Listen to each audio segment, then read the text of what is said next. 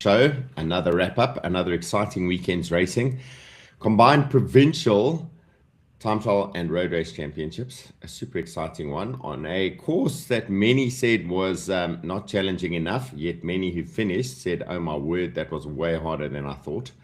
Lots to discuss, lots to unpack, lots of insights around the racing. Firstly, how are you doing?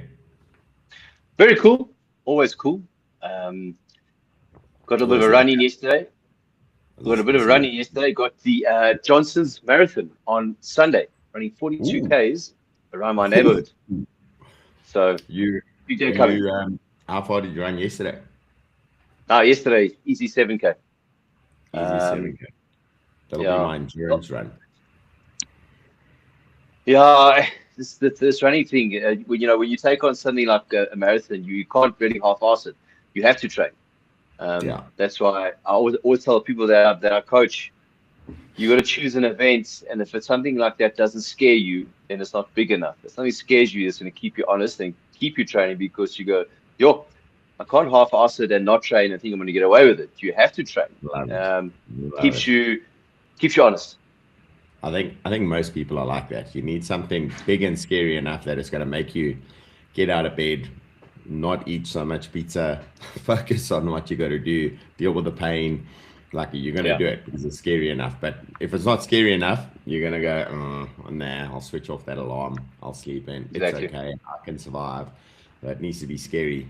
As a matter, if I had to do a marathon, I'd be petrified. Although I do have that bug in the back of my head, watching what you're doing and watching all those marathons, and that sense of achievement when you do it. Yeah, I think that's got to be a goal for me at some stage. So we'll be cheering you on for your marathon on the weekend then. Yeah, looking forward to it. Nice. While the rest of us are going to be out at the FOSS one, that's going to be the next in the races for the provincial series. I think it's on Mzansi series as well. So there should be a fair number of riders out there. Going to be a good one, going to be exciting. Anyway, let's go back to our combined provincial champs. We're going to be talking, potentially we'll jump into how the racing went for the Western Cape guys, because I know you did a bit of homework there, Jezza. And then we can go into description of our course, how things went there. We had Limpopo, Mpumalanga, Northwest, Free State, Gauteng. I think that was it. Each competing for their own podium, but it also was run as quietly as an inter-provincial competition. Having said that, Gauteng absolutely demolished them because it's home territory and easy to travel to. So just from sheer numbers, they demolished it. So they haven't really raved too much about the inter-provincial, although I'm a massive fan of the inter-provincial competitions where riders are selected. I love that idea. Guys have to work hard, get selected, and then they race against each other as provinces. I love that idea. Anyway, let's talk about Western Cape provincial champs. Looks like quite an exciting race. Give us your rundown, Jezza. Chatting to some of the guys down there, the race took part in Durbanville, headed out towards Clippyville and the Paardeberg circuit. Pretty lumpy roads. Apparently the guys were lucky with the weather. It wasn't as windy as what it can be out there, because that place can be an absolute nightmare if the wind blows you, hugging the gutter and getting the race to pieces. In the end of the day, it was the current Cape Town Cycle Tour men's champion Mpumalanga that took the win, but they didn't have it smooth sailing. Someone like Dan Lobsher and Johan Trotsky, they animated the elite men's race. They're away for a large percentage of the race, and every time we've spoken about Dan Lobsher, he's always a guy that he doesn't sit around and wait to say, okay, guys, I'm going to wait for the sprint and I'll try and either go for the sprint or lead someone out. He's a goer. He's always stuck into races. I mean, 2024, Cape Town Cycle Tour, he was in the break animating it. At the Ride Joburg, he was animating it. I mean, he's a goer. Personally, I love these kind of riders because, you get a start line. If as a bike racer, you hang around him, you're going to be sure you're going to get into the break. And as watching the race from the outside, you must know, keep an eye on this guy. He's really going to animate it. So, Dan and Johan Trotsky, another one of those guys, he always does something. Johan Trotsky always mentions his name in a race. So they were away. They got caught towards the back end of the race. Sounded like Tyler and his teams kept things under control. Then right towards the end, Jakub Venter put in a significant attack towards the back end. Tyler rode across to it, and then sprinted from there. He said he had taken the sprint quite long, so he ended up taking the win. The visuals that I saw, it looked easy. No race win is easy, but he won it comfortably enough. I remember this time last year at the Tour de Cap, he was on fire there, winning stages and King Maartens and points jerseys. Then a few days after, he went on to win the Cape Town Cycle Tour. So it seems like he's on a similar trajectory. Yeah, Tyler Langa has a good ride. He never counts him out. And I think what's happening in Walkerville, that SA Champs, 2 and a bit weeks time from now, Tyler's going to be a contender, because the circuit out there in Walkerville is kind of similar to what we had up here in Gauteng at the provincial champs, and also for the West and Cape champs, like lumpy circuit, not flat, not climby. If Tyler's doing this, I think he's going to be definitely a protagonist at SA champs in 2.5 weeks time. Yeah, that SA champs circuit pretty much is you on a constant steady drag the whole way up the one side of the course, and then you turn around and you're onto a big dual carriageway road. I want to say it's a descent. It's not a descent, because you can't stop pedaling. You got to keep your feet on those pedals. Then you hit a left turn, the last bit of that downhill goes into the dip. Then you start climbing out the dip past the school where we had the finish 2 years ago for our provincial champs. That's going to be the far end of the course, and you're going to take a left turn, and it's just the long drag back up towards where the race village is going to be. Race village this time is going to be at the top of the hill, so way up at the top. That's where the guys are going to be finishing, and it means that, like you said, the guys who are fit, the guys who are strong, they can time their sprint. But you can get guys like Kent Main who could just open the throttle up, and they could pop right one by one for 5 kilometers. And we've seen him do that at provincial champs around the cradle in the past, where he's just got to the front, he's just ignored everything else, and he's ridden every single rider off. So let's see how it goes. But those type of courses where there's no rest, exactly. It's going to be very different to last year's race, where it had enough of a hill, but it wasn't enough of a hill. There was a hill there, but it's like a hill that would have hurt me, but not them. Like, it makes no difference to a pro rider. Here, there's no hill that defines a race. It's going to be the racing that's going to define the race. And if the wind blows, well, then it's going to be even more of an issue. Leondale, everyone said, the circuit's not hard enough. It's not going to challenge people. There was no one who wasn't broken at the end of that race. And it's all about the racing. At the end of the day, it's how you race each other. So I think it's going to be 100%. Going to be a super exciting day. It's going to be very spectator friendly. I was chatting to Fritz yesterday as race sort of organizer, helping CSA out. And even the feed zone placement sounds like it's going to be like on the uphill, it's going to be feed zone, but it'll be one of those connecting roads between the two sections of the course. So you can see the guys go past some feed zone, and then you'll see them shoot past on the other side on the dual carriageway as well. So it's going to make it fun and entertaining. Steve, you talk about feed zones, and I think it's for the last few SA champs and I would imagine provincial champs, I think a feed zone is such an important area. Yes, logistically, you get your bicycles out and all of that team goes down, but from 100%, it's where things happen. It's where the TS is. It's where the clubs are, the teams are, the supporters are. I mean, at Leondale on the weekend, I mean, at the finish line, the feed zone was a bit further down. So from the top, you could look down. I was like, that's really like a. It's the racing community. It's husbands, wives, girlfriends, buddies. They're watching, supporting, and music's playing. That's really cool. Yeah, that's awesome. I love that. Yeah, I'm also a big fan of that feed zone area and the vibe. I've been jealous in the past where they put me at like start line or finish line. They put you in feed zone and you're having a jaw, and I've got 2 people standing around looking at me going, when are they going to finish? So if anybody is out there, you want some fun, come out and watch that. It's going to be a good day.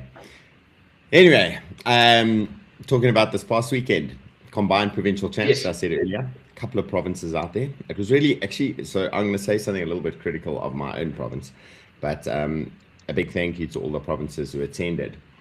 Free State, Mpumalanga, Limpopo, and I'm going to leave them out for a second. Those three, we had a representative and either a president or vice president of each of them came through to attend those champs, which was really cool to see. Northwest, I think Sias had a problem or something, so he wasn't there to represent from Northwest. And Gauteng, we didn't have our president, we didn't have our vice presidents, and almost I didn't even notice it until afterwards. And someone mentioned it. Why didn't we have someone there?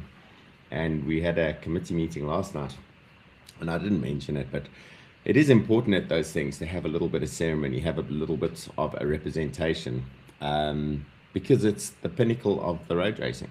You know, it's for our province, it is the key event. And you look at the pride of those, like Limpopo had how many, like 15 riders, 12 riders, something around there in total. Yet they gave it full stick. They were making lots of noise. They were some of the biggest cheerers out there. They were amazing, the fierce and energy that came from them. And maybe it is because they're smaller communities. But I got to say, well done to every single one of the provinces. It really was entertaining, and it added such a cool dynamic to the racing. And we're going to talk about this, particularly with the elite women's race, how understanding what the primary objective is. Primary objective is win for your province. And at the same stage, there is still an inter-provincial competition going on, although no one made any noise about it. So, circuit firstly, Jeremy, quick rundown. What did the circuit consist of? Leondale, a circuit that's been used, decades. I was a kid. Yeah, decades it's been used. It's been used in inter-clubs. It's been used in vets racing in the past when we had an active veterans racing league. It's been used for inter-provincials, so it's a well-known circuit. But I must admit, for recently, not been used often. It's part of the course that, like the Ride for Sight goes through. But it's something that we've not been on for a long time, and maybe it is because they don't see it as a hard circuit. Yet it's one of those where you're on the pedals all the time. Well, Steve, you mentioned there, like, okay, we're going to go back now 30, 40 years. 30, 40 years, there was a clear split in South African cycling. You had the fun rides, then you had the license racing. The license racing would then go to circuits like that and use it on a Saturday afternoon. In the last 10 years, we've had Gauteng champs racing on that circuit, but the start-finish line was closer to Carnival City on the other side of the big mine dump. So it has been used. That has been used for races, but unfortunately, South African cycling is where it is, and if there's no fun rides, then they don't typically use that. I'm glad you mentioned the vet racing. When I moved to Johannesburg in 1998, that used to be my staple. You'd get a race somewhere on Saturday, then Sunday you would go do some of the vets racing, and it was essentially a club race, but it was competitive racing, and the good guys were there, and then those organizers, and I'd actually like to know what happens to them and where they went. They would then race on the traditional circuits, and that's not conducive for the fun riders. Fun riders won't go around and around in a circuit, but bike racers will go round and round in a circuit. And we love it. I think it's awesome. I think it's something that teaches you to race as well. You do this with your crit races. And any of you haven't done one of Jeremy's crit races, first one coming up when, Jeremy? When is it? 22nd Feb. 22nd Feb. Yeah, so it's coming up shortly. Go and join those. The best way to learn how to race. The difference between being a participant in a bicycle race, which is typically a fun ride, and racing, where you're applying strategy, you're working things out, you're trying to figure out where the attacks are going to go, where you got to make a move, where you can get a bit of recovery, and you're starting to apply those learning moments in a race. That's what it's all about. And the circuit racing also makes it so much better for spectators. We get to see that race developing over time. Awesome. It becomes a shop window, which is exactly what we want to see. We want to see the riders. We want to be close to the riders. We don't want them to be at the start, disappear. We don't see them for 2.5 hours, and then suddenly there's a sprint and they cross the line, and then we see nothing else, because TV coverage, well, we know that's very, very expensive and difficult to organize. The only other way to do it is to bring the racing back to the people, crits, circuits, that type of thing. That's what we need. And that Leondale circuit, I think, did the job hard enough. Bumpy enough. Big criticism I had of the circuit wasn't so much a circuit, but it was the traffic control. We did have Ivan Haasbroek with a horrible accident, being hit like 800 meters out from the side of his time trial. A car just flatly ignored the traffic cops, drove through, smacked Ivan. He's in hospital, surgery and everything. Yeah.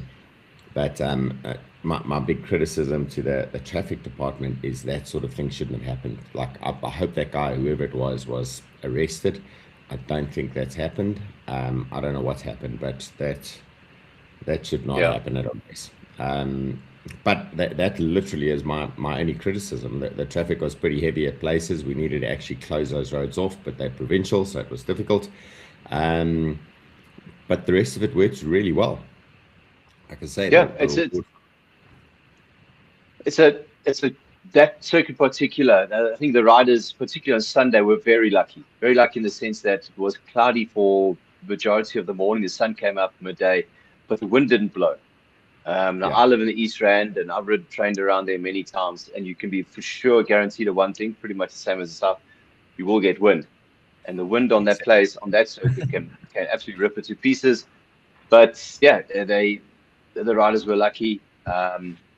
But yeah, I think a fair circuit, but unfortunately, to control traffic is not the easiest thing. And I don't know we know from event organization, and we've still been lucky that the events that we've done are in enclosed environments. When you're out in the open road, it's difficult. And I heard a lot of riders saying, they must get full road closure, must organize.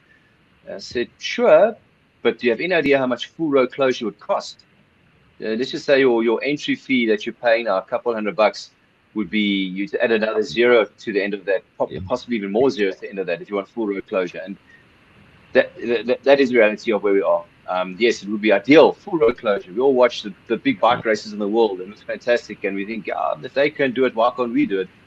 It does boil down to money, and you can kick and scream and complain and moan, but it is what it is. You can't change it. Now, the other big factor that the guys need to be aware of when they're putting out their criticism and comparison to the international races are running a rolling road closure with a single bunch. And we're talking about 57 different bunches. We can't do full rolling road closure with all of these bunches. It's quite if anyone's done a manager's license, you would have been educated as to how a rolling road closure works or how the convoy works. And that's massive. To have a police vehicle at the front of every bunch, it's impossible. It's impossible. So yeah, it's just something we're going to have to deal with. We're going to have to figure out. And then on top of that, you got the selfish South African motorist just wanting to get where they want to get. They're not interested in what's going on in the road and why we're getting in the way. And it's something we need to be aware of as cyclists. I think we've said this over and over the last 2 years. It's like the only solution for our road racing is closed circuits of some sort, wherever we can manage it inside a space that's controllable. Stain City last year for Crit Champs was amazing.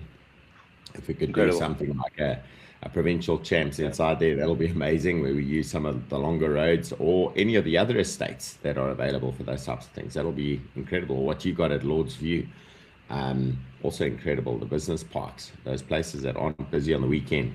So if any of you got ideas out there or got a property that you own and it's closed circuit, give us a shout, hit us up, let us go and check out what you got. We'll show it off as a bike race, and yes, we'd love to see it. It'll be amazing. We'll organize events at your location. Anyway, let's get on with it. Jeremy, my thoughts on how to handle this. I'm going to run through juniors first, then under 23s, and then elites. It's won by the under 23 and the men, so we're going to end up with this combined conversation by the time we get to the men. Happy? Yeah. Okay. So I am going to try one more time to share my screen as I talk about this. So for our junior ladies, the winner there, she was phenomenal in the mountain biking. She's absolutely cleaned up in the mountain biking environment. Particularly where it came to the school cycling and provincial cycling. So XCO style racing, she's a terrier. She just attacks everything. And I saw her do this at the SA Youth Champs last year. It was her first time doing a road race. She just was so very strong on the bike that she could pull it together when it came time. So taking the win in the junior women's, Nika Nokia. Michaela Dave, the MCG rider, came in second. Ulrika de Wit third. Shanique Marks was fourth. And Lumery Duplessis was fifth. So that's overall out of all the provinces. You must remember there is a split in provinces there. So Lumery from Northwest, she would have got her title. I think Ulrika's from Free State. And Nika, Michaela, and Shanique are from Gauteng. So there would have been a split on the racing there. But it was quite an entertaining race. They did have to mix it up with the women from all the different categories, all the vets. So they were all combined into a race that had, I think they did it, what did they do? 5 laps in total, so 90 kilometers, which for the women's racing is pretty good. The feedback I've got from a lot of the ladies is negative racing at times and other times aggressive. So when it got to the hill, they'd all attack the living daylights out of that hill, and then as it rolled over the top, it stopped. But that's racing. You got to deal with it, and every single group is trying to deal with its own scenario as well. So let's see if I can get this tab up. I just want to show you the Steve, results. why do you talking to them? Why are you busy there? I think personally, I'm a fan of this type of format, in the sense that you've got a bigger group of riders. Okay, I'm sure that there's a race within a race, but especially for the junior riders, if you go, let's just say if everyone did ride by themselves, the junior riders, let's just say the junior ladies, they had 10 riders on the start line. That is going to be a very negative and not even a tactical race. Someone will try and attack, and everybody will follow. Then more often than not, nobody will counter attack off there. So if you put all the riders together in a faster moving bunch, they're going to go faster. The race is going to be harder. And if any of the riders' intentions are to go to race or be competitive at Junior World Road Champs, they need to be able to ride the group. This is a sad reality. The riders have gone to, in particular the ladies, have gone to Junior World Champs the last couple of years, and more often than not, they get a blood nose. It's a different level there, and if you can't ride in a bunch, you're confident in a bunch, you're going to get a rude awakening when you go to a high-level international race. So I think it's important that these riders all ride together, and the speed and the level is brought up a lot. Yeah, and we're going to talk about this later with the riders that have come back to South Africa, that nice offer with the Tshwanolo team, and how those riders are having to make those adjustments. How much does cycling in South Africa prepare our ladies for what goes on internationally? It's the international women's racing is brutal. It is brutal. It's elbows out, pushing and shoving, screaming and shouting, kicking and shoving. It's not play. Afterwards, they're all pleasant with each other, but during the race, there's no pleasantries. Whereas in South Africa, we actually very mild and well managed. As a coach, you teach your youngsters how to handle the leaning on each other, not panic about it. If you were thrown into a race and there was a bunch of shoving and pushing around on the bikes, you wouldn't even remember that it happened. It's second nature to you. Yeah. And this is what we got to get right for our ladies when they go over there. They've got to figure out how to do it. That a lot of them don't like it. Obviously, I don't think anybody likes it because the threat of falling is there. But at the same stage, you don't necessarily have to fall. If you're confident with it, someone bumps into you or falls into you or tries to push you out the way, but you're confident in what you're doing, you're going to hold your position. So here's the results spread out for the junior ladies. Nika Nokia, an average speed there, over 90 Ks for this ladies bunch, 36.4. That's pretty fast. That's moving out there. Michaela Dave, second, and they all literally marked each other out. It was a sprint at the end that separated those top riders. Ulrika de Wit from Free State, Shanique Marks third in the Gauteng podium, and then it's not Northwest, it's Mpumalanga, Lumery Duplessis.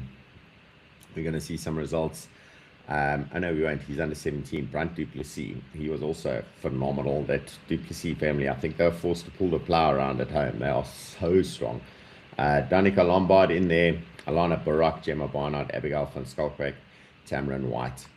The interesting thing looking at this race is we didn't have Jenna Jacobs riding. She rode the time trial, and I don't know what the reason was for not riding the road race, because she's won that in the past many times over. I'm just going to try to find Gemma, Jenna, she was ill on Saturday night, so she chose not to, couldn't start on Sunday morning. Okay, so that was the reason for it, sure, because she would have, I think that circuit would have suited her as well. With that track background, she would have been a proper challenge to who was our winner? I've just forgotten now. Let me go back. Nika. But Nika's junior Gemmas. Yeah, I tell you what, I was super impressed with Nika and Okia. I heard about her last year. Then she came to the Gauteng Crit Champs. I'm like, wow, she rode really, really well, and she beat good riders in a sprint. And obviously now I've got an earmark on her, and you watch her where she goes. She's a good rider with a lot of potential, and yeah, I think she could be one for the future. And I hope that she's managed correctly. When I say managed, exposure to racing, exposure to elements, and that if the road scene is something that she's wanting to actively pursue, hope she gets the opportunities to get exposure to high level of racing, and hopefully she can be the next Tiffany Keep, Maddie LaRue, Ashley Mormon Paseo types. Yeah, I think she's got the capability. She's got the. I've been watching her in the mountain biking environment. She's had a fair amount of maturity within her system. She's handled the pressure. She's handled the days where she hasn't won, very few of them, and she's straight away acknowledged the better rider, which is quite a mature thing to do, particularly for the youngsters and particularly for those who are used to winning. The first thing, a rider who comes into a sport and they're naturally stronger than the rest of the kids, particularly they've matured ahead of everyone else, is they get used to winning, and they actually don't know how to lose. And it's a big lesson to learn over time, is that you have to, at some point you're going to lose, so you have to learn how to handle it. And she's handled that quite well, so I think she's going to be good. She does do a couple of other sports at school, which is also good. And I'm hoping to see this as one of the first of the kids to really rock up at international level. If you look at the style of her racing, it suits the Belgian style of racing overseas. So I think she'll handle herself. Be good to get her onto the track, see how she does on the track, mix it up with the men. I think she can do a good job out there with it. Just going through the time trial for the junior women. Shanique Marks took that one. Michaela Dave was second. Ulrika de Wit was third. So it was two Gautengers in a Free State. Then Lumery Duplessis was fourth. So you can see how the names are all the same. The strong riders were up there. The circuit proved itself to be the representation of the strongest riders.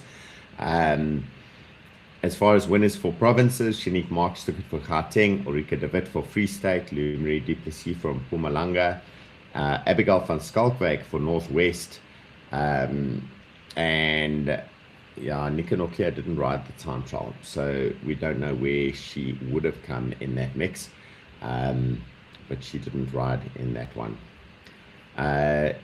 You're right, Jenna Jacobs under 17 still, sure.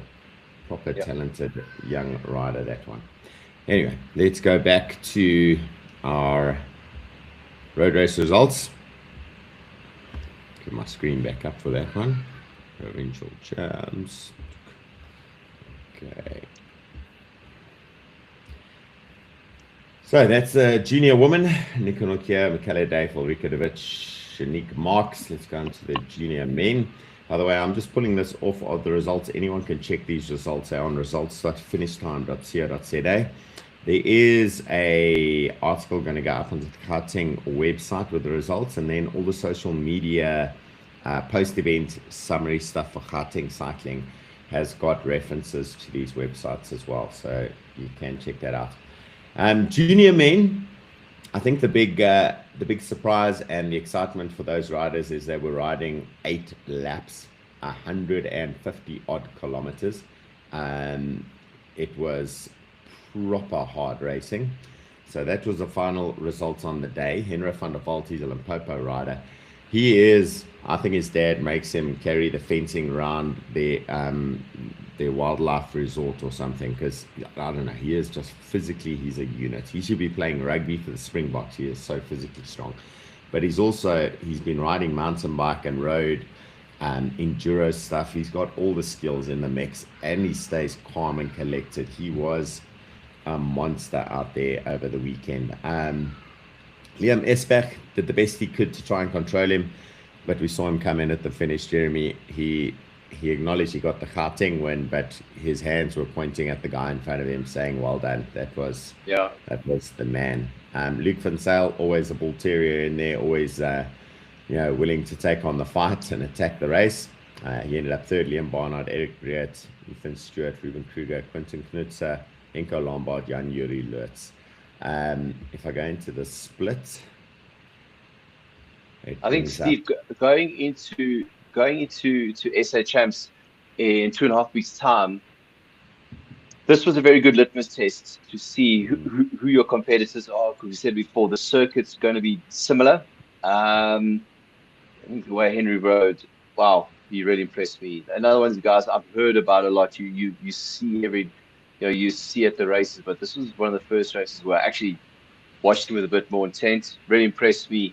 Liam Esbach is a good rider. He's proven himself a lot up here in Johannesburg. Last year, 17, strong rider, good rider, always a goer, and he impressed me. And Henry had his measure, I dare say, quite comfortably, but Henry managed the situation well. And if he could do what he did at provincial champs, I mean, going into SA Road champs, he's got to be one of the top contenders. A rider like Dean Woolley from the Cape, I think it's going to be a good fight. Which for SA champs. Yeah, SA champs. Remember, this was only a provincial champs for the 5 provinces I mentioned, but there were extra guys arriving, so we did have a rider from the Western Cape who come up just to make sure he's ready for SAs. He didn't bother with his local provincial champs. We had a rider from KwaZulu-Natal, which is the one I want to talk about now. And they're quality riders. So in the junior category, I want to talk about Josh Johnson, because he's been racing internationally. You've mentioned him on your weekly wrap-up shows over and over. He is class. He's got good support from his dad, Andrew. He's got a good team structure as well. He knows how to ride these events. He knows what to do with them. Going through the time trial results, Josh Johnson won the time trial with a time of 23:33:16. And Henro van der Walt, from what I can remember, he rode a road bike with time trial bars. That was what he rode. He did a time of 23:41. 23:41. 23:41. 8 seconds behind Josh Johnson. 8 seconds behind. The next fastest time, Luke van Zyl, 25:46. We didn't have Liam Esbach in the mix. He didn't ride the time trial. And then ran out straight at 26:39. Darian Barak, 26:57. Nicholas Horn, 27:14. Jan-Yuri Lutz, 27:29. And so it goes. The power of that Henro van der Walt is a big wake-up call for SA champs coming. So the provincial standings on this thing was KwaZulu-Natal first, Limpopo second, Gauteng third. As a podium went, Luke takes the Gauteng podium, so it's Luke, Reinhardt, Darian. Limpopo was Henro, KwaZulu-Natal, although they didn't have it as part of their champs, Josh Johnson in there. Interesting that Josh Johnson didn't ride the road race, but I think there would have been a bit of a different dynamic, because Josh Johnson does have a huge amount of racing experience. What's your thought on how that dynamic would have changed? I think a very different style of race, because you got let's say, 3 really strong riders. I think the likes of Henry and Josh and Liam, knowing their riding characteristics, they wouldn't have sat around and waited for a No. sprint. They would have definitely gone all in full gas. Would have been, I think, a different dynamic. The race would have been harder, split up more. But sure, that's a very 20. So there was 8 seconds between Henry and Josh. Yeah, 8 seconds. And Josh, not close to what I thought. Yeah, and it just highlights, you get these riders popping up in races, and outside of the race they're not noisy people, so you don't take notice of them. But it's only when you start analyzing the race afterwards you go, my word. The sprint to the finish line at the end of 150 Ks, Henro was the powerhouse. He had the power. He put 4 seconds into Liam. Yeah, he put 4 seconds into Liam Esbach. Just by the way, that average speed for them, 40.2 Ks an hour for 150 kilometers. And they were racing their own bunch. So you couldn't say that they were following other wheels, really. They were racing their own race. And it shattered multiple times. They tried hard in that race to make it a hard race. Liam Esbach, I've got to say, was probably the biggest animator of the race. And again, like you say, it's going to be an interesting one to watch for SA Champs, because Josh Johnson's going to be in there, Henro's going to be in there, Liam's going to be in there, and I'm pretty certain Dean Woolley's a good rider. Yeah, and are they going to make the mistake they made last year, letting one rider go off the front, and then they had the drama of getting caught by other groups because they're riding too slow, or what the officials and whatever? There's, I think the lessons learned. I think those riders are going to go hammer and tongs. They're going to rip that race to pieces, and it's going to be a small little group of guys that are going to be just throwing proverbial punches at each other all day long. 40 Ks an hour, I imagine 40, 41, 42 when we see the average speed for SA Champs. Steve, something else I just want to bring up here, and I'm not saying this is the case, I'm just throwing a spanner in the works and something to think about. I know one of the elite under 23 riders, I'm not going to mention names, he was a top performer. He went into the weekend with his training block with his fatigue at minus 24, and he still managed a very top position. So Josh Johnson, from me, this time was a little bit out of characteristics, but we don't know his training block. We don't know exactly what he's preparing for. Like I said, I do know of one of the top riders in the elite under 23 category. He had a massive training block, and he still managed a flippant top result in time trial, and was also very, very involved in the road race. So, Josh, maybe a similar case could apply. Yeah, no, I think he's done the job, and it's going to be. He's definitely going to be aware of Henro. He's going to be aware of how strong he was in that race. He's going to be aware of how close he was in the time trial. He's also going to race the race against him. He's learned enough internationally to know that you have to plan the tactics ahead of time, and you have to pull off those strategies as well. And then you're going to have Liam and Luke doing their thing, because they work together, they talk to each other, they're good mates. They've raced as provincial teammates in the past. They're going to be taking the race. It's going to be super exciting. I think it's going to be one of the most exciting races out there. Will be the junior men's race. Yeah. Absolutely. I mean, if you look at a guy like Josh, watching Junior World Road Champs last year. I mean, I forget how many laps they did. You had Nicholas van der Merwe animating the race for a large chunk of the TV time. When everything came back together on the second last climb of the day, on the second last lap, on the big climb towards the finish line, Josh Johnson was mixing it with the best riders in the world. He was sitting second wheel, then went to fourth wheel, and then problem with the cramps in the last lap. Unfortunately, it wasn't in the mix anymore. But with 2 laps to go, at the hardest part of the race, Josh Johnson was right up in the mix, sitting second, fourth wheel. So they go to show that this rider is class. When he gets his things together and dialed in and is ready for a race, he wants to win. He's going to be a difficult man to beat in 2.5 weeks' time. Absolutely. No, he is. And we know his class. So I think the pressure's there. The guys are going to take the race to him. Let's see how he handles it. Hopefully he'll be a deserving winner. The guy to take the stripes across to Europe. That'll be nice to see. I'm a big fan of seeing the racing stripes in the European peloton where there's lots of TV coverage. Same goes for our women. Same goes for our men in Elite and under 23. They get the opportunity to take those stripes overseas. I'm a big fan of that. I love it. It's almost, I don't want to downplay it and say it doesn't do it justice when we rate local scene. The riders, the winner, and he's the SA champ regardless. But when it goes overseas, it just elevates the status of South African cycling, gives everyone else something to aim at, also gives way more exposure on the TV coverage for those riders. So, okay, under 23. I'm going to start with our ladies. Overall podium, Megan Botha taking that one. Almost, I'm going to say, no surprise, knowing who she was up against in the under 23 category. Bianca Botha second, Maartens Mellet. Nice to see her moving up. A new addition to the Cycle Nation team. Megan Botha riding for the Chinolo team. So there's some nice big moves of those riders. Chanel Ora in there, Carla Kotza, Amara Ludik, Natasha Swart. When I go into the actual results just for that category, you can see the split on the provinces. It's Mpumalanga taking it through Megan Botha. Got a nice picture because her mom and dad are the people who basically manage Mpumalanga cycling.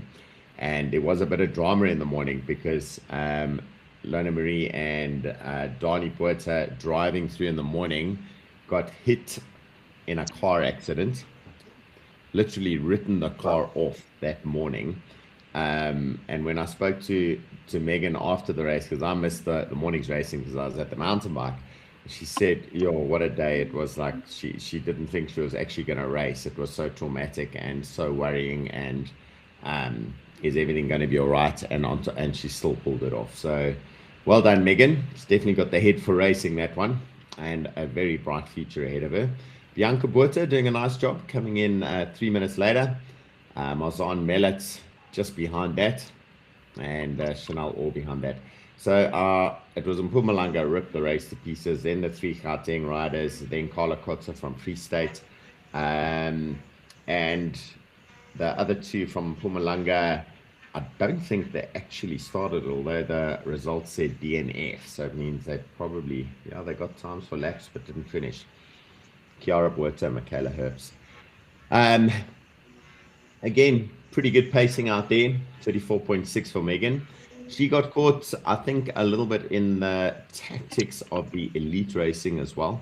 She did have some team duties to pull off, and she still managed the win for herself. 150 Ks with a 34.6 average. I think that's pretty good. Nothing too much to complain about there. The ladies race, this was a different story.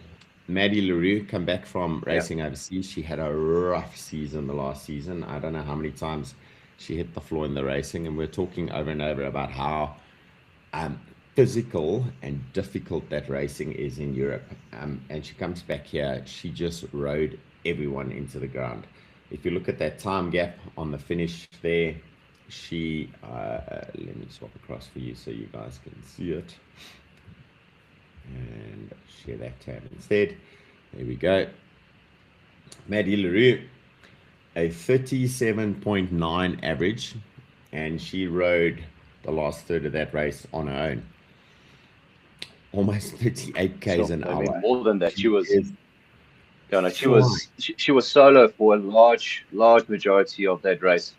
Strong rider. At one point, I actually thought that she was going to lap the remaining group, but I've been following her over the course of. Carry on. Been following her training over the course of December. She, I dare say it, but I think out of all the South African riders on the road, she's possibly done the most training out of everybody. I saw her doing multiple 7.5-hour training days. Yeah, that's big days. And she's done a hell of a lot of work. I was chatting to her after the race. She's really motivated to put up a good show in 2 weeks' time And I think the way she rode, but besides for the obvious of being minutes to everybody else, it's the way that she rode and her intent right off the bat, which shows a lot of her mental game and what's going on. She wasn't scared to go long. She wasn't scared to go solo, and she did it.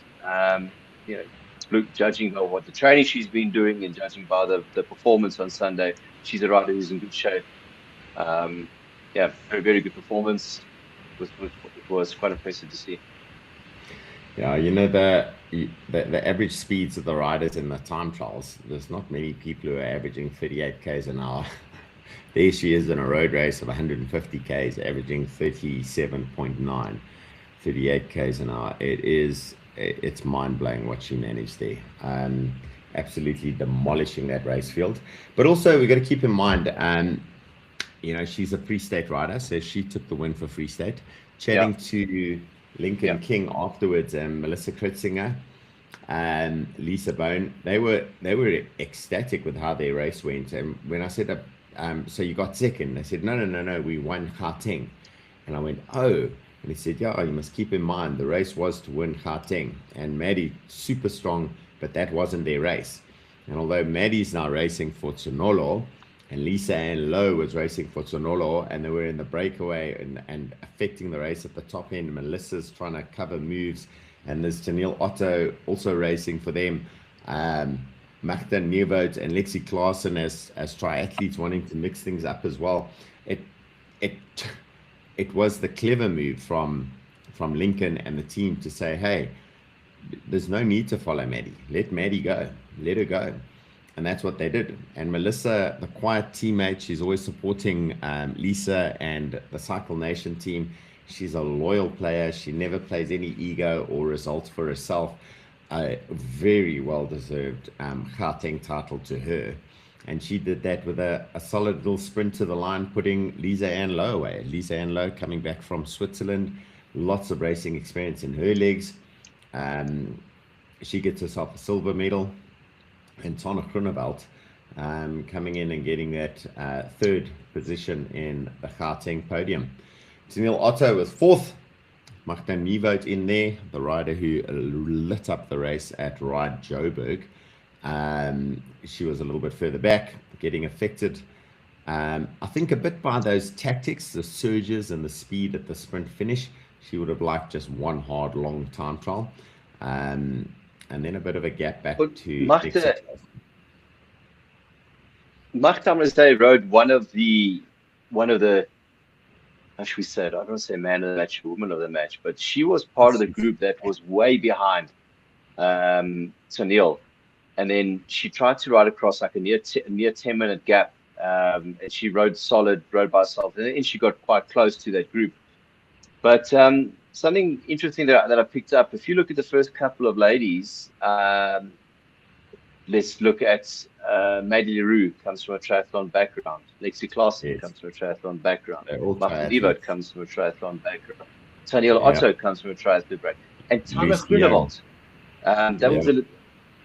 Lucy. Tana Groenewald was a big surprise package for me. She spent a lot of time in Europe studying. Pops up, comes to provincial road champs, animates the race, and is right up in the mix. Very, very good performance. But a lot of the top ladies there come from a strong triathlon background. Steve, I think you and I need to start going to these Ironman or Ironwoman races, some of these triathlons, and start scouting for cyclists for our road team. Yeah, you look at them, it is, and the nice thing about it, and I think this is where our cyclists, we have our strength in that ability, but it's also where the downfall comes in, because triathlon, there's none of that elbow to elbow shoving, there's none of the slipstreaming going on. It's all about what you are as an individual, what you have on your own, and that showed up in this race. I mean, like you said, Maddie Leroux absolutely thrashing everyone. Tana Groenewald, Magda Nieuwoud, Lexi Klaasen, Lucy Young, they're all proper triathletes in their own right. And they're winning titles and all sorts of things out there. In fact, probably of all of them, they probably could all have got off and gone and run a 5K faster than we could do a 5K fresh. amazing as athletes overall. So yeah, it is an interesting aspect of this thing. But I think Maddie Leroux, is there anyone else in the country, and that's specific, that she should have to worry about for SA champs? Well, I'm glad you brought that in. Down in the Cape, Tiffany Keep, she seemed to have won the Western Cape Championships. Cleaned up. You never say very comfortably, but she won it quite convincingly. And then the Queen of African Road Cycling. She's in South Africa. She's lurking. She did a gravel tour. I believe she's been in Graskop the last little while.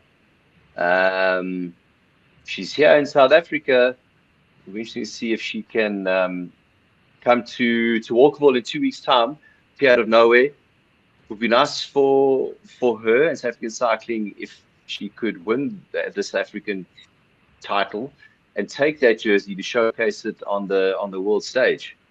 But with that being said, you've got a lot of South African ladies that are going to be racing abroad, and they will love to showcase that jersey at all the best races across the globe. But Tiffany Keep, always a good rider, always a contender, always good. You never ever write her off. And yeah, the Queen of African Road Cycling is in South Africa, and she's in Graskop. If you're in Graskop, you're riding hard, you're training hard, and it's good altitude there. Yeah. Is it going to be the type of circuit that would suit her, is the question. A lighter rider. I assume you're talking about Ashley at the moment, because she is internationally super well recognized. And she goes into any race, she's going to be one of those that gets interviewed, one of those that gets TV coverage. It would do an amazing thing for our the exposure of South African cycling. And again, just set up another role model opportunity for her to help the youngsters get up there. Having said that, the Tsunolo team, Continental, they would love to be showing off that jersey. We know that. They've got ambitions. They've got goals. They've got a team. They've got a dedicated, solid team. They're not going to fight each other. They're going to be disciplined. They're going to be getting on with supporting the role. And yeah, I think it's going to be an interesting race out there. Exactly the names you mentioned are the ones that I imagine are going to be part of this mix. But looking at that average speed of Madeleine Leroux out there on her own, 4 hours, 150 Ks, 38 average. I'm sorry, that is insane. That is so strong. That just says to me straight away, I hope she hasn't hit form too early. But looking at her and talking to her afterwards, I think it's just from, like you said, the hours she's put in, the work and discipline she's put in, and the hunger she's got for this. So I'm going to say I think it's going to be Maddie taking it, but SA champs, who knows? Okay, so that's our women's event. And now to go on to, I've done under 23 and Elite. Yeah, we had 2 separate podiums handed out. So each of the riders winning in there. So under 23 and Elite, each of them getting their own titles now for the men's race. And that was a different story altogether. So they had, Jeremy, 10 laps of that circuit to deal with, 180 odd kilometers. 188K. 188 kilometers. And it was hot. What time did they start? They started half an hour late, from what I heard. So they only started around about 12. 11. And it was 11, the Elite under 23 started. It was not a cool day. It was a stinking hot day. It was humid. It was sunny. It was exposed. There were no shady patches. There was nowhere to hide from that heat. So the guys are definitely going to be in condition for dealing with essays in 2 weeks' time, which are going to be in similar conditions. And these are the results we had split up as categories. So I'm going to go under 23 first. Sunday Erasmus, Emil van Niekerk, Blaine Kick, Aiden Klaassen, Reino Skutter, Matthew Horn, Josh Dyke, Dion Nieuwoud, Janus Kukumul. All names we know. Elite men, Reinout Jansen van Rensburg, Warren Moolman, Joshua Lubba, Tokozani Mhlongu, Christian Klopper, Casper Krier, Rodney Masimola, Felix Rogotsky, Sianda Gumedi, Marius Coutard. All names we know. That was a pretty obvious one. I'm going to say once you look at it on paper, when you watch the racing happen, there were all sorts of dynamics going on that changed things as the day went. Now, I only got there just after halfway through their race. At that point, there was one rider off the front. Jeremy, I think you're going to be the best man to give us a rundown of how that race went for the day. I think, when you're riding a race that is that long, that many laps, and with teams that have multiple riders, the riders that are in teams with, how should we say, less firepower, they're going to try as hard as they can to force an issue and separate and split up the teams that have big numbers. Early on, there was a big break of about 17 riders that got away. Pretty much teams represented from all the teams. And so I picked up that Josh Dyke. He lap one. He was ready, coming in hot, going past the start finish line. He was pulling heavy on the front. From that kind of shows a hell of a lot what their team tactics were to try and get into the break, split up the Tsunela Pro Cycling guys, and isolate the race favorites. They don't have any teammates around there, so it's more of a one-on-one boxing match. But that first big group of 17 coming past on the second lap or the third lap, there were only two riders left in the front, Brandon Downs and Brendan Havenga. They built up like a 2-minute gap. And then going into the end of lap 4, Brendan Havenga, I've sent him after, he said he ate something funny in his stomach, was not very happy with him, so he had to pull the pin. And that just left Brandon Downs out in front for, I think it was 2 laps by himself. But then from behind, there was a lot of action. A group came across, and then very quickly it was a situation of Blaine Kick. He was also a protagonist in the race. Every time they came past the start-finish line, he's always either at, on, or near the front, trying to split things up. Going into lap 1 lap to go, it was Blaine, Emil van Niekerk from Tsunela Pro Cycling, Zander Rasmus, and then about 15-20 seconds behind him, Reinhard van Rensburg. He rode across from the remnants of the break, and then Blaine was stuck in between Tsunela Pro Cycling knuckle sandwich. When you as a single rider get outnumbered in a break like that, for you to win is very, very difficult. And Zander proving again that he's the man on fire. The time trial the day before, he absolutely smoked everybody. He put minutes into the rest of the group, and he showed it again on Sunday when he put his final move in on the last lap. No one had the answers, and he soloed all his way to the finish line. For me, definitely man of the match for the whole weekend across all the age groups. Time trial dominating it on Saturday, beating Brandon Downs, the current reigning African time trial champion, by 1.5 minutes over 36 Ks. This young man's been putting in a lot of work. I've been hearing stories in December about the work he's been doing, the rides that he's been doing, and clearly this was the first opportunity to showcase what he's got and what he's about to get into. SA Champs the big one in a few weekends' time. If he keeps on this trajectory, he's going to be a player in that race. And with the depth in quality as Tsunela Pro Cycling, if he's in a team like that, they can help set him up nicely towards the back end of the race. Very good ride by Zander over the weekend. It was amazing. You're talking about we discussed this off air beforehand, just the time trial results from these two categories, under 23 elite. And the interesting thing is comparing it to Josh Johnson as a junior, who only did 1 lap. These guys did 2. Brandon Downs with a time of 46 minutes 00.64 to win the elite men's. Warren Millman was second. Eshard Mathopo was third. So it was Gauteng, KwaZulu-Natal, Limpopo in the elite men. Those were the only 3 entrants as well for elite. Under 23, it was Zander Erasmus, 44.29. So he put 1.5 minutes into Brandon Downs. Aiden Klaassen, 46.25. So he was down by 25 seconds on Brandon Downs, which isn't bad for Aiden Klaassen. I mean, he's a first year under 23. So is Zander Erasmus. Josh Dyke, 46.54. He's an experienced triathlete. Also 54 seconds down on Brandon Downs, not really a bad performance. Then Jose Kleinsmith, another quality rider. Then Vian Nieuwert, another quality rider. And Reino Skutter, another quality rider.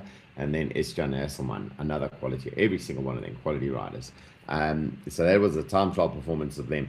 Just for comparison, the time of Josh Johnson, now he only did one lap, 18 Ks, 23.33. So comparing that, he would have been up there in probably a 4th place, maybe a 5th place in the under 23 men if he had taken that same time out for a 2nd lap. Considering he's still young, it is a big jump. Every time these guys go through age cat jumps, I mean, my son's gone from under 13 to under 15. It was a massive hiding in the first year. Then he grows, then he gets sort of gets on top of understanding that category. Then he jumps to under 15 and gets a beating. Then he goes to under 17, gets a beating. And these riders have gone through it. That's what makes them hard men. That's the development process going on. And Zander, Zander and Aiden, I've got to say, both of them have been incredible as they developed up. You know, Aiden coming from the Free State, working hard as an individual man out there doing his thing. Zander, same story, just quietly gets on with it. By the way, his coach, Michael Posthumus, is like a proper coach of international athletes, and he's got him under control. He's sorting out everything, how much of a slice of pizza he's allowed to eat at what time of the day. It's and it's proving results there.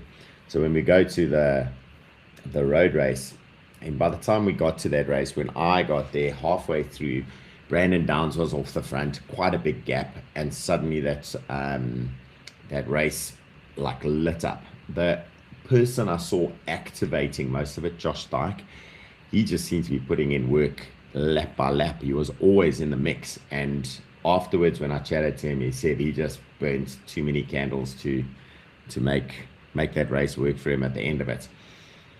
We got to keep in mind with a lot of these riders, it is going after the win. You want the win, you want the title, you want the confidence, but you also want the training.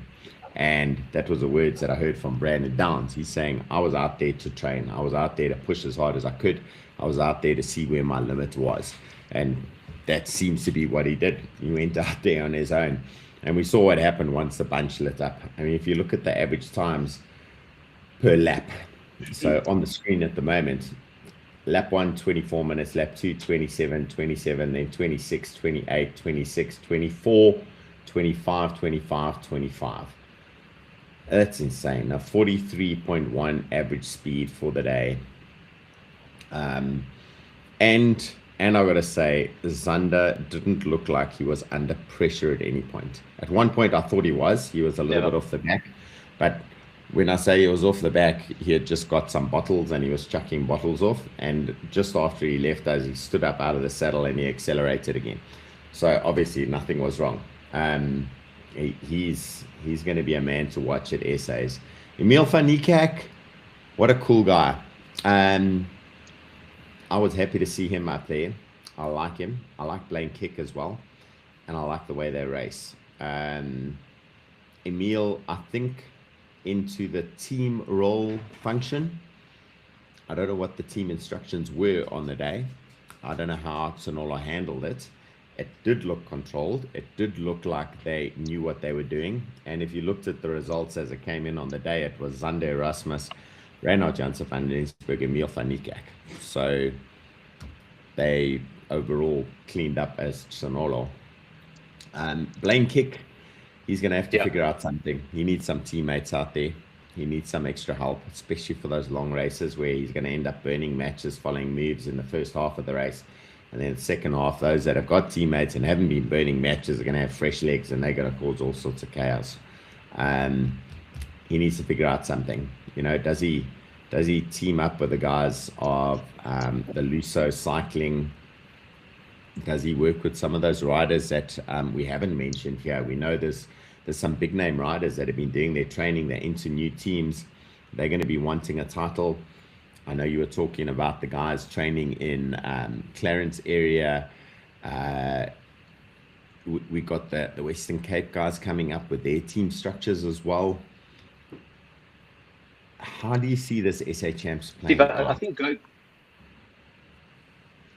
going Yeah. into 2 weeks' time, Steph and Byron, Steph and the board and Byron Munson, they are currently in Clarence getting a training camp done. They had over 2,000 meters.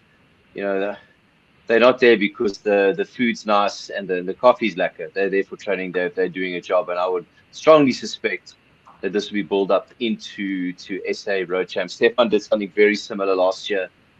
And obviously they're choosing the altitude, they're choosing the area, and I think they would like to come back or come to Joburg, pick up a title on the road or time trial or both, and then take that back with them to their professional riding setup. The national jersey is always valued in any professional team, and it'd be nice if they could showcase the jersey on George Hincapie's new team on the pro circuit. Yeah. And just quick going back onto this provincial champs, Zander Erasmus being an under 23, then takes the title under 23 and Elite. So if Reynard had ridden in first and Zander second, then they would have had titles, Reynard as Elite and Zander as under 23, but Zander absolutely like unstoppable. So he took both of those. But when we start to add Stefan de Bot, Byron Munton, and then our mountain biker, we're not sure if he's going to race.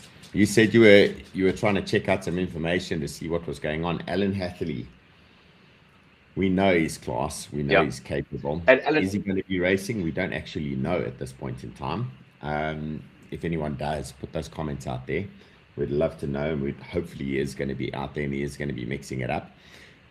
Hopefully the guys don't make the same mistake they made last year, letting that group go off the front early. Although worked well for Casper Creer, and it looks like Casper back into the swing of things. And in the elite men's race, he ended up 6th and 4th in Gauteng. So he's still up there, and it's local territory for him as well. But yeah, the mix of what's going to happen. Are they going to mark each other out again? Is it going to be a different race? Is Sonolo going to take control of this thing and rip it to pieces? Is Joshua Dyke going to carry on the same tactics? Because I think he ripped that race to shreds. Yeah. I think, look, in 2 weeks' time, once you see the final start sheet, you'll get a better idea of what we can expect. Last year, it's the riders went into the early break, took their chances. Daniel Matthews, he won the race on the day, national champion for 2025. I'd like to see what's going to happen in 2 weeks' time. The riders, the big teams, they might not let. I'm sure break will go, and I don't think this time they're going to let them run to 8 minutes and then start looking at each other saying, "You chase, no, you chase. You're the big dog here. You chase it." And then those big dogs, they lost out. I'm sure they will learn from mistakes last year, and I think we're going to have a very, very good race in our hands. Yeah, just I'm going to change to this next tab just to show you how hard that racing was on the day. This is a list of DNFs. There's a couple of DNSs in there. One of them notable, you just mentioned him, Daniel Matthews. He did enter. He has been up here racing and training, but he didn't start on the day. I didn't get to speak to him. I don't know what the story was. DNFs, Keenan Root, I spoke to Daniel. He had been having technical issues with his DR2 and sinking to the rear derailleur. So yeah, he spent a couple of days building up to the race and just couldn't get it resolved, and decided at 99, couldn't enter the race, which was unfortunate. It would be interesting to see where he is in comparison to all the other guys. I mean, South African reigning champion. He's got one race left in the national champion jersey, which will be this weekend at the fast one. Then it's all down to South African road race champs. Yeah, and there's other guys that when you look through this, these could be animators of SA champs. Brandon Downs does the same thing and goes off the front. He lasted till the end of they've got a timing there till the 9th lap. So he pulled off on the 9th lap. But I think by that 9th lap, he'd almost been lapped again. as his system shut down. Gustav Basson, unfortunately, he's been sick, I believe. So things not good for him for this weekend, but he's another class rider. Keenan Ruert, great teammate. He's going to have back at SA Champs, Kent Main and Ryan Gibbons. Big job. Yeah. And we know that they're a solid team. Jared Hay, they can handle this pressure. They can handle this type of circuit, and we know they can work together. So they could be a big upset to this whole thing as well. Knowing Ryan Gibbons, I'm pretty certain he's going to want to be able to keep his name up in lights, and winning SA Champs would be a way to do it for this stepping down from the international pro scene to riding local and having a bit of fun. He's still riding like a maniac. I still see him out in the cradle averaging 34 k's an hour, and I believe it was him and Kent who went off to do an invitational race in UAE by the sounds of it. I was trying to get they were there on the weekend. So they were out racing there with special invite, and they're still getting their training, they're still getting their time together, and quality riders, both capable of pulling off a win if anything is going to happen that could be outside of what we saw happen this weekend. Having said that, I still think our new continental team is going to not let this thing slip out of their fingers. They're going to keep control of it. We're going to want a Stefan de Bot or a Byron Munton racing internationally with all the storylines behind them. Byron racing with his sister's challenges in mind, the fundraising capability. He's got another story beyond just himself out there. He'd love to take that title. Alan Hatley, we know he wants to take the title. If he's there, I assume he's going to be there. He knows the difference it makes to wear those stripes. He's raced stripes in the XCO internationally, world champion, Olympic medalist. He's class. And is he going to be able to take it? We're going to have to see. Anyway, anything more you want to add to that, Jeremy? Steve, I think that's enough for this episode. I'm sure we'll do more when you get start lists and more information heading into the big one, 2.5 weeks time. But I think for today we touched on enough. We're good. Yeah, that was a good show. A long one. Lots of information. Lots of amazing riders. Guys, to all the organizers, the officials or road rangers, kept everyone safe. Craig and the crew, thank you to you guys. To Gerrit Fall, the National Road Director, managing to pull it off. Jeremy, your commentary on the day was rock star brilliant. Well done. I'm surprised you can still talk today. And yeah, to all the riders, you guys are rock stars. Loved it. Looking forward to seeing you guys Sunday for the fast one. Jeremy, good luck for your marathon. And then 2 weeks time, 2.5 weeks time, we're at SA Champs. Ready to rumble. Yes. Cheers, guys. Have a good one. Thanks, man. Catch you later.